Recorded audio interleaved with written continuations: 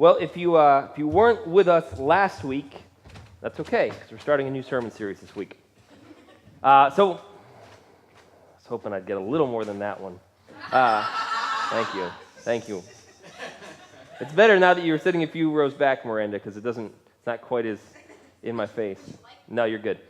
So we're starting a new sermon series this week, and so here's what we're going to be talking about. One of the things that comes up in our lives constantly for those of us that are Christians, for those of us that are following Christ in our lives, is the question of, am I on the right path, right? And so we read in the New Testament, Jesus talks about how there's multiple images about, narrow is the way and narrow is the gate, and it's difficult.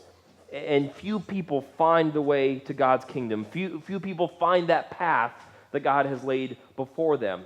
And so we have, and it works out in our lives that way, right? That we feel like there's this narrow road, and it's hard to find it, and it eludes us so often. But that road leads us into God's kingdom, and it leads us into the path that He has for us. And so we spend a lot of time worrying that we're not on that road, that we're missing it, that we missed a turn, that we're not moving fast enough.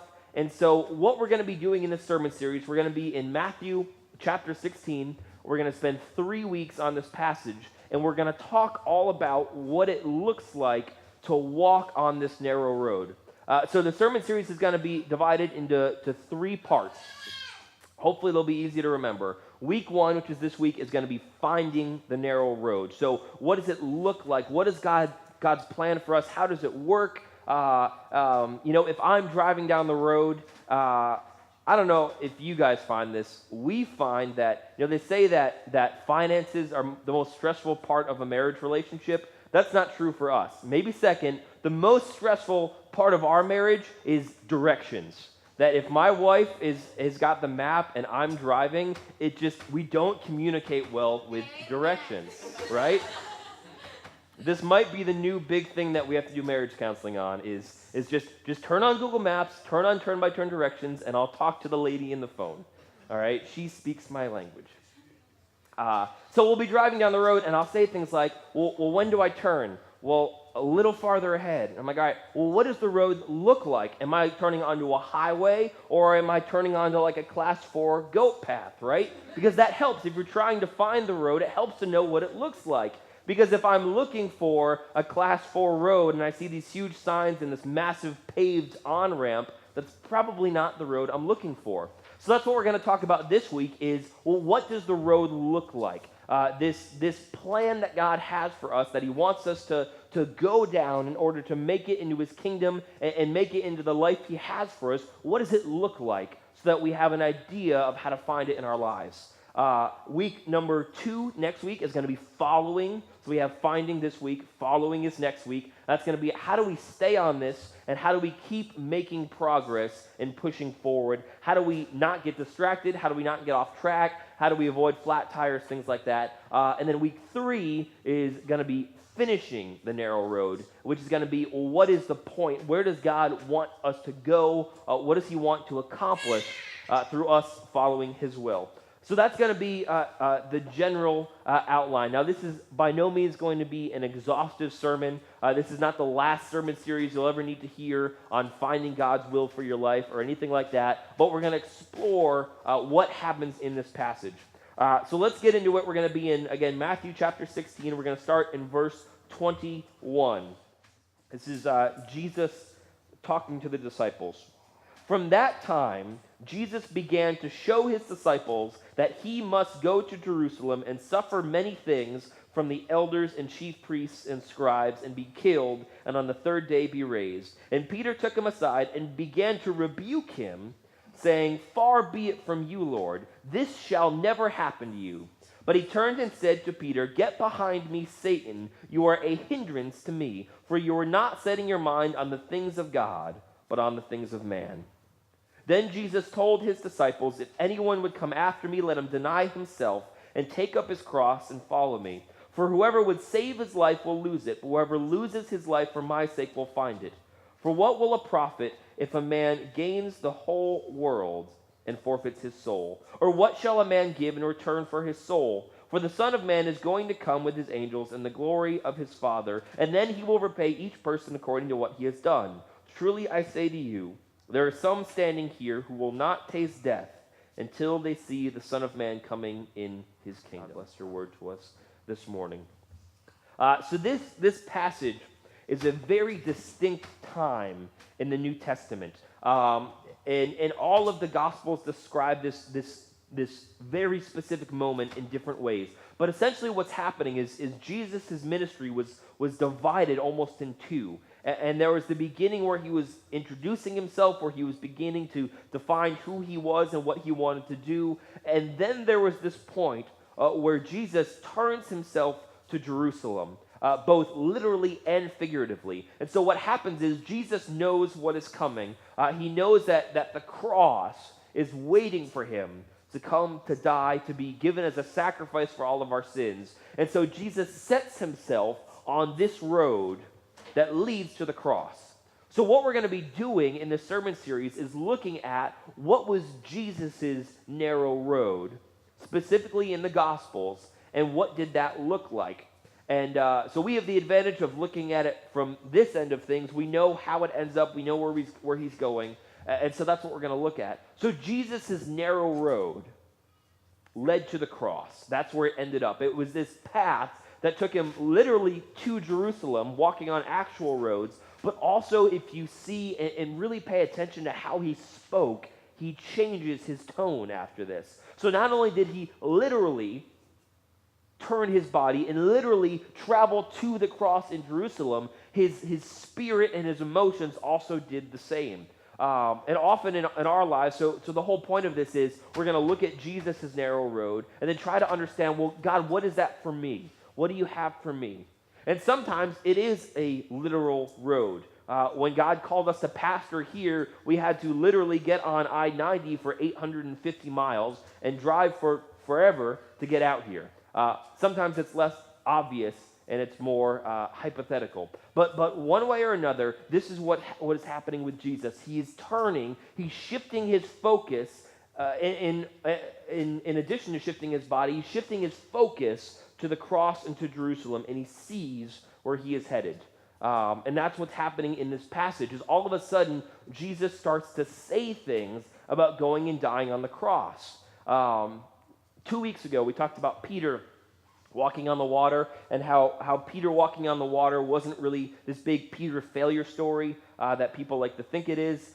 This passage, however, is one of the ones where Peter really just gets in the way. And we're going to talk more about that next week in following the path.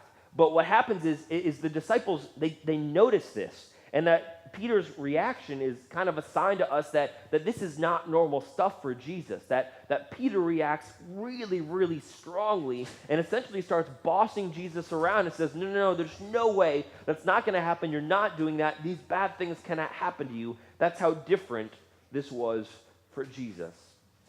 And so Jesus' road looked like traveling across Israel, preparing himself, and then dying on the cross.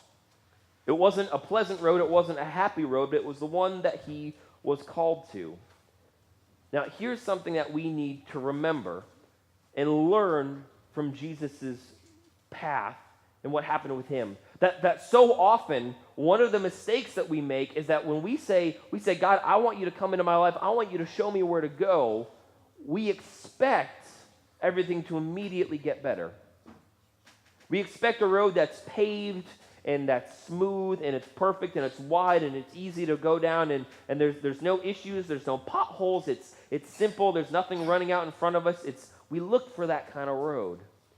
But often, the road that God calls us to is rocky. It's bumpy, it's difficult, there are hardships in it. And so the first thing we need to understand is that God will often call us to places of discomfort, which would be an understatement when we look at Jesus. That the road that he was called to was not just, we'll go to earth and everything's going to be great. See, we like to pretend that the road God calls us to is always like the beginning of Jesus' ministry. The part where people were just really excited about what he was doing, and everybody was talking about him, and these big crowds were following him, and they all liked what he had to say, they all liked what he did. We look for that kind of road. But we forget that the end of Jesus' road was all of the religious leaders plotting on how they could kill him. We forget that there were people that drove him out of their towns because they didn't like his message and because they didn't want to accept what he said to him. He had setbacks. Jesus' road consisted of one of his best friends betraying him to be killed. And then eventually, his road led to death. And so often we're all about the first 5 or 10 chapters of the gospel road, but the last bit, that's not what we're looking for. But what we need to remember is that when God calls us to things, it's always for a purpose, and that God is always getting us somewhere great. Now we're going to pause right here for just a moment, and we're going to clear up a misconception that I see way too often in the church. And theoretically, this isn't a misconception that we have in the Nazarene church, and hopefully this isn't something that's been taught because it's not what we believe as a church, but in our country, this is so pervasive. And in this discussion, it's incredibly important. And here's what you need to remember. That when God calls us to the road he places before us, whether that road has hardship or not, it is always an invitation. Now we understand what an invitation is. An invitation is when you say, hey, here is a card or a note, or maybe I'll send you a Facebook invite, but here is a notification that I am inviting you, I am asking you to come to a party or a wedding or some other event. And then often, if it's a formal invitation, there'll be a little note card that you can send back to RSVP. And what that means is you get to say whether or not you're coming. You see, when we get an invitation, if you open your mail and you got a wedding invitation and it said, we're having a wedding on September 25th and you're going to be there. You might think that was a little weird, because that's not what an invitation is. And then if you just didn't do anything, didn't plan on going, you said, I don't really want to go to Idaho, and then all of a sudden on the 25th, these guys burst into your house, grabbed you, threw you in the back of a car, and flew you to Idaho to this wedding, you'd be like, dude, you do invitations really poorly. I did not want to go to this. And that would be socially unacceptable, because we understand that invitations give us the opportunity to say no. And sometimes, so often, people miss this. That we're going to spend the next few weeks talking about this road that God has, that he places before us. And he says, look, I want you to walk down this. I want you to serve me. I want you to serve others. And through this road, you're going to know me better. You're going to know yourself better. And you will bring about my glory and my kingdom on earth. And at the end of the road, you will find me. That's what God calls us to, but it's always an invitation. It's always optional. God always places it before us and says, this is what I have for you. I'm inviting you to take it. But he gives us that freedom. Now, we're not going to talk the whole sermon about proving that. I'm going to give you one proof, and if you want more, you can talk to me later. John chapter 13. This is a great example of this. Jesus is with his disciples. It's the night of the Last Supper. They eat the meal together, and Jesus announces to the disciples that someone there is going to betray him over to be crucified. And he knows it's Judas, and he says in that passage, he tells Judas, go and do what you are going to do. He says, what you are about to do, go and do quickly. So Jesus knows that Judas is headed out to bring the Romans to him so he can be arrested and killed.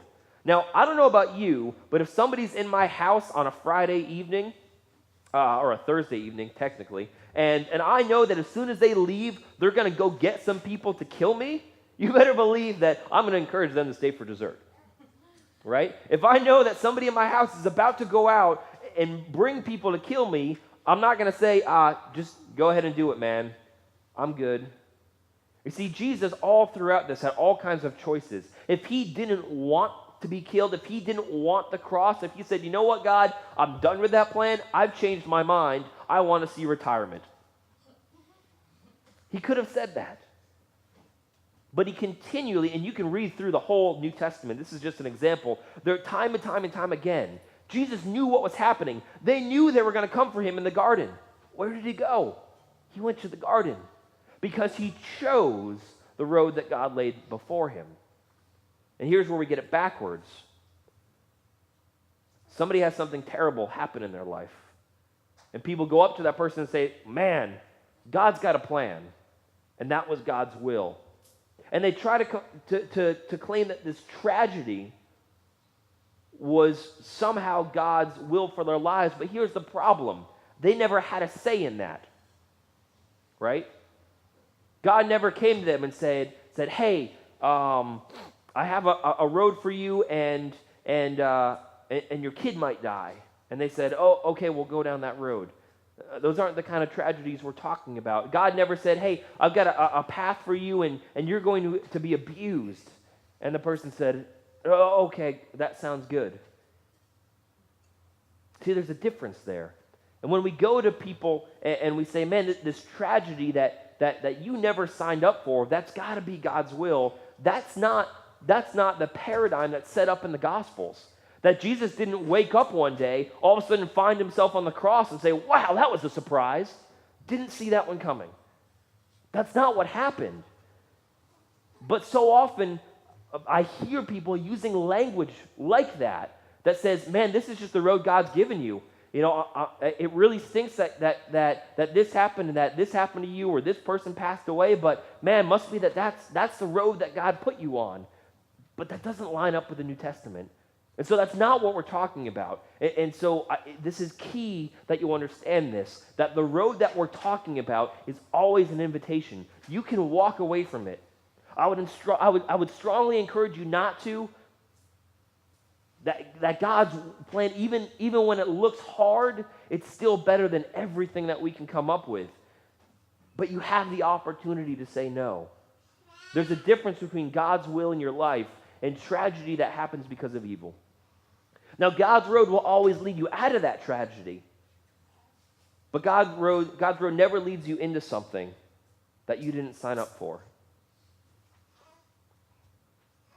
Jerry knew what he was getting into. When he started flying planes around really rough areas of the African continent, he knew what he was signing up for. He knew what he was being called into. And he was prepared for that. You see, God does call us to things that could be dangerous, where bad things can happen. But it's really important that we don't ascribe work to God that isn't his. So the first thing we need to understand as we look for this path is that often it's not going to be easy. That it's not about punishment, but it might not be easy. And this is the other place where we get hung up as we say, well, I thought I was following God, and I thought I was doing well, but then this thing happened, and maybe it's God punishing me for something I did wrong, or we speak that over other people. And here's the other thing to remember with that. Because people say, well, look, God did it in the Old Testament all the time to the Israelites. God was constantly punishing them for the things that they did wrong. But here's what we forget. If you read the Old Testament, every time one of those punishments came, the people were warned time and time and time again by the prophets that it was coming. That the Israelites would disobey, and God would say, man, if you guys don't shape up, I'm going to have to do something about it. I'm going to have to do something to get your attention. And so then he would send prophets to the people and say, look, if you guys don't shape up, this is what God is doing. This is what God is going to do. Here's this calamity that's coming upon us. And so some people like to pretend that that's still how God is working and say, well, maybe we're just not listening. Maybe we're not hearing the prophets. Or people show up and try and say, I'm a prophet. This is what God is saying. If we don't shape up, here's the disaster that's coming. And then a hurricane hits or a tornado or a flood, and they say, you see, I told you. But here's the problem. That's not how it works anymore. The book of Hebrews is very specific. It says, in the past, God spoke to our forefathers at many times and in various ways, to which some people say, well, maybe we're just missing it. Maybe the various ways now we're not hearing. But the verse continues, and it says, but in these last days, He has spoken to us by his Son, which means that once Jesus got here, all of those many times in various ways, the different prophets who prophesied in different ways, all of that is over. That the way God speaks to us now is Jesus. And Jesus never pronounced judgment. And so when bad things happen, it is not God forcing you onto a road that you never wanted to be on. It's not God subverting your choice in the matter, and it's not God punishing you for doing something wrong without warning, because that's not how he works. That's not how he worked in the Old Testament, and that's not how he works now. So what does this road look like? It's often not easy. So many of us have found that when we follow God, things don't get more simple. They don't get easier. Man, it would have been great if being a pastor was like the easiest thing in the world, but it's not. That there's times where I mess up, there's times I do things wrong, and there's times when things just go wrong. It's stressful, it's hard. We find this time and time again. Being foster parents, being regular parents, that's not easy stuff. It's hard to love your kids unconditionally. It's hard when you think you should be loving your kids perfectly and you feel like you're letting them down. It's hard when you go to work, to live in such a way that you're living as God wants you to, and you're loving those around you, and you're doing your best work, and when people get mad at you, and people go behind your back, to not lash out at them. It's hard to do that. And sometimes God calls us into situations where we're going to get hurt, because that's where he needs us to be. He calls us to get into a confrontation with somebody at work, for things to get really rough, because then after that, we're the one person that can speak to them, that can share the gospel with them, that can love them. That person says, man, I came into work and I swore at you to your face every single day for years, and you never lashed out at me. Why was it that you didn't hate me when I had nothing but hate for you? That's the kind of work that God calls us to. That's the kind of work that Jesus was called to, where people were spitting on him and throwing things at him and ridiculing him. And through that, accomplished this amazing work that led to the forgiveness of all of our sins. So what we need to remember as we're trying to find the road that God calls us to, is that it's probably not going to be easy. I don't know of anything in my life that God has called me to do where the whole road was just smooth pavement. See, we get that in Vermont. Very rarely do we get smooth roads, right? The road up to my parents' house was just paved this week, and it has not been paved since before I got my driver's license. Okay, and so, I mean, it's been bad since I was driving, and we all know this. There's this road that, whatever the road is for you, that you drive over, and it's just awful, and the day that road finally gets paved, those, 2 weeks where we don't get a frost and it's still smooth, those are great 2 weeks. See, that's what we look for. If we could have that 2 weeks of blacktop that we get in Vermont, where it's smooth, and it's quiet, and you don't hear all the rattles that your car has because our roads are so terrible, that's what we look for. And the road that God sets before us. Just smooth sailing, there's no rattles, and there's nothing that's going to upset the things in our life that are broken, and it's not going to make a bunch of noise, and it's going to be comfortable, and we can sit back, we can relax. But that's not what God calls us to. I can't think of any time in my life where God has says, go down this road, it's freshly paved, and it's perfect. Because God doesn't need us on those roads. God doesn't need his people in those places. And when we look for those roads, we're like a doctor or a nurse. We have a lot of nurses in our congregation. Can you imagine if a nurse went to work and said, man, I just wish everybody was healthy today. It'd be so nice to just get one day at work where nobody was throwing up and nobody was making a mess of their bed and everybody was in a good mood because they didn't have any pain. If I could just get one day like that. But the thing is, a hospital is not going to pay a nurse or a doctor to care for a bunch of people who aren't sick. It would be great. Amy's completely off track with the message now. She's not listening anymore. We don't pay doctors and nurses to care for people that aren't sick. We don't pay our road crews to go out and fix roads that they just paved last week, because that's not where they're needed. And in the same way, church, we have been forgiven, we have been saved, and God says, look, I need workers. He says, my world is full of broken people, and I need people to get out there in the middle of the mess and help me to clean it up. To get out there in the middle of the brokenness, in the middle of the sin, and help those people to find who they are in me. And when he calls us down roads that are that messy, it's impossible for it to be easy for us. But here's what makes it work. First of all, I've never reached the end of a road and failed to be blessed by the work that God did, and failed to be encouraged by the things that God did. For every person that's critical of me, there's a person that's thankful.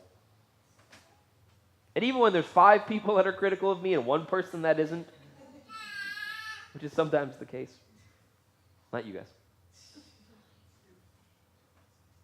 Man, that 1 person makes all the difference. Because here's the thing. God never calls us down a road that he is not willing to walk with us. Look at Jesus. Look at how Jesus operated. He prayed constantly. And if you read the New Testament as a narrative and just look at it as literature, you start to think, man, these authors are a little redundant. Like, he already used this plot like 30 times. I get it. Jesus is on a mountain. Jesus is praying, right? Come up with some new details, Matthew. Jesus prayed all the time because he saw this road. He knew how hard it was going to be, but he recognized that God never calls us to walk down a road that he will not walk down with us. We talk a lot about how Jesus suffered on the cross. There's one way that Jesus is different than the rest of us. And the difference is this. The true punishment of the cross, it wasn't the nails, it wasn't the whips, it wasn't the crown of thorns. That was minor. The true punishment of the cross was in his final moments on the cross, where Jesus took all of the sins of humanity on himself. He cried out, God, why have you forsaken me? Because in that moment he was alone. That the consequences of sin is that it separates us from God, that it creates a barrier between us and God. And when he took all of our sins, he walked his last moments alone. That was the punishment of the cross. And that is the one thing that you are never called to do. That God may call you to get lost in an airplane in the middle of Africa for 4.5 years. He may call you to be ridiculed. He may call you to go to a place where your kids won't have as good of friends as they did. He may call you to hard things. He will never call you to do it alone. And that is what allows us to do it. That is what allows us to make it. And so, church, we're going to begin a journey together this week to discover, where is our road? What is the narrow road that God has for you? And we begin to understand where it is by asking God what it looks like. God, where are you going to call me? Recognizing that it's not going to be easy. Recognizing that it's not necessarily going to be at a big 4-way intersection with big signs and lights. That it might be small, it might be hard to find, it may be rocky, it may be bumpy. But he will be with you every step of the way. God's call in your life, the road he has for you, is always an invitation, and he will always walk down it with you, should you accept. Let's pray.